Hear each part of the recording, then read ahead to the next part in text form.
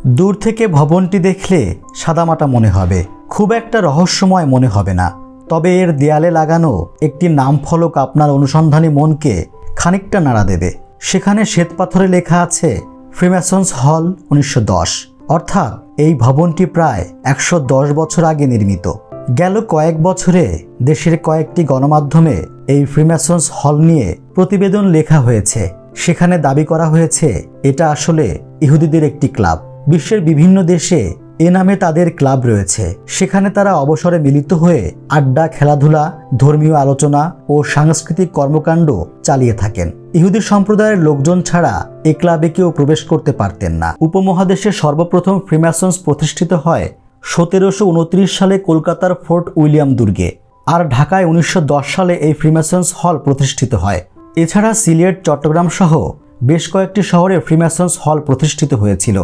জানা যায় বাংলাদেশে 17টি ফ্রিম্যাসন্স হল ছিল। এর সবগুলো গ্র্যান্ড লজ অব ইংল্যান্ডের অধীনে পরিচালিত হতো। 1978 সালে ঢাকার ফ্রিম্যাসন্স হলের কার্যক্রম বন্ধ করে দেয়া হয়। তখন ক্লাব ও জমি ঢাকা ডিসি অফিস বরাবর দলিল করে দেয় সংঘটি। সেই দলিল সূত্রে এই ক্লাবের জমিজমা খাস ঘোষণা করা হয়। পরে ক্লাবটিতে রমনা তহসিল অফিসের কার্যক্রম শুরু হয়। এরপর সেটি লিজ দেয়া হয় ভূমি মন্ত্রণালয়ের হিসাবরক্ষণ অফিসের জন্য। কথিত আছে একজন আউলিয়ার মাধ্যমে এই ভবন থেকে শয়তান মুক্ত করা হয়। তিনি টানা 10 দিন মিলাদ মাহফিলের মাধ্যমে এটিকে শুদ্ধ করেছিলেন। কারণ এখানে নাকি ক্লাবের সদস্যরা প্রেত সাধনা করতেন। শয়তানকে খুশি করার জন্য নরবলি দেয়া হতো। এসব দাবির সত্য মিথ্যা যাচাই করা কঠিন, তাই বিশ্বাস অবিশ্বাসের জায়গায় দোদুল্যমান থাকাটাই শ্রেয়।